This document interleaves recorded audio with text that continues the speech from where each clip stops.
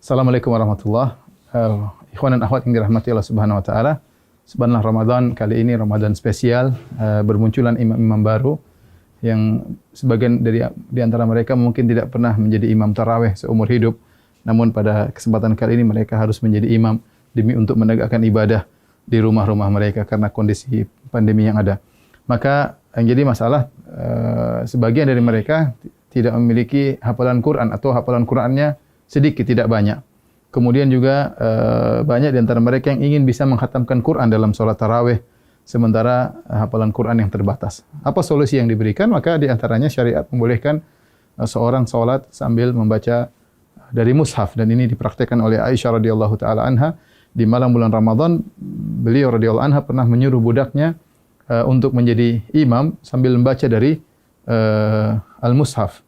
Ya, dan ini adalah praktik dari para salaf. Az-Zuhri, seorang imam dari kalangan tabi'in, juga mengatakan khiyaruna yaqra'una minal mushaf, yaitu banyak orang-orang soleh juga mereka salat sambil membaca al-mushaf supaya bisa membaca dengan sebanyak-banyaknya dalam salat malam atau salat tarawih.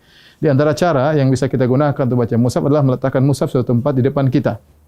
Nah, kita menghadap kiblat sementara mushaf di depan kita sehingga kita baca seperti biasa. Setelah itu nanti kalau kita mau ruku, ya terpaksa mungkin kita agak ke kiri sedikit, kemudian kita baru ruku, Allahu Akbar, ya.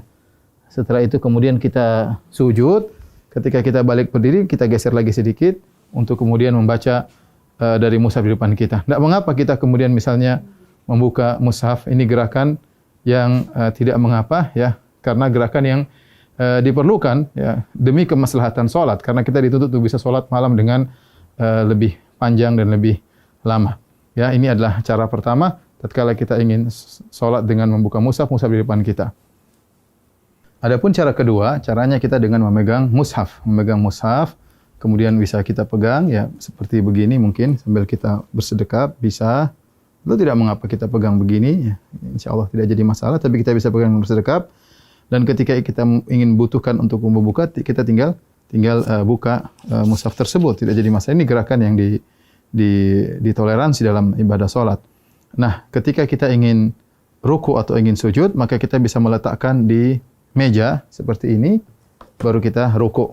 Kemudian kita ruku, kemudian kita sujud. Kalau kita ingin salat, ingin baca lagi, kita ambil lagi, kemudian kita pegang lagi. Dan ini juga cara yang mudah, dan ini tidak mengapa. Rasulullah SAW pernah salat wa huwa hamilu Umamah. Beliau pernah salat sambil menggendong cucunya Umamah bintu Abil As, yaitu putrinya Zainab, cucu Nabi SAW. Ketika Nabi SAW fa idza sajada, ya, wada'aha. Kalau Rasulullah sujud, maka Rasulullah meletakkan Umamah. Kalau Rasulullah SAW berdiri, hamilah Rasulullah SAW memegang Umamah. Ini cara kedua yang bisa kita lakukan. Adapun cara ketiga yang mungkin mudah juga adalah dengan menggunakan HP, ya. Dengan menggunakan HP, ya, kita memegang salat sambil kita megang mushaf, ya, bisa kita begini, oke saja, atau kita begini, insyaallah nggak ada masalah. Kita sambil begini kita memegang mushaf.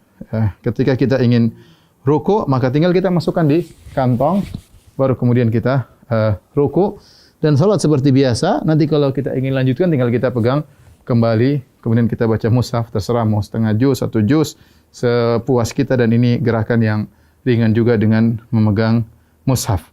Yang perlu saya ingatkan, adapun makmum, ya, maka tidak perlu makmum memegang apa? Mushaf, ya. Ya, jadi sebagian makmum tatkala mereka salat, mereka sambil mengikuti bacaan imam dengan memegang mushaf, dan ini adalah cara yang keliru, karena makmum tidak perlu untuk memegang mushaf. Yang perlu adalah imam. Dengan demikian para ulama melarang para makmum untuk memegang mushaf karena adalah gerakan yang tidak diperlukan, dan asal hukum dalam gerakan dalam salat adalah makruh.